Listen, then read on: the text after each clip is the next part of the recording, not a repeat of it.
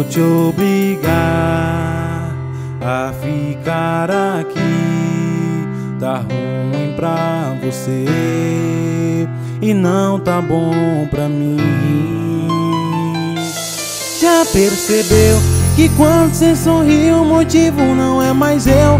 Que quando eu tô feliz é porque meu time venceu?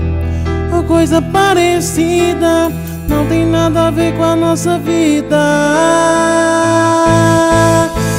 Melhor terminar, cada um por si, o ponto final. Às vezes é o começo e não o fim. Melhor terminar, não tem mais arrepio. A fé e amor são duas coisas que não servem frio.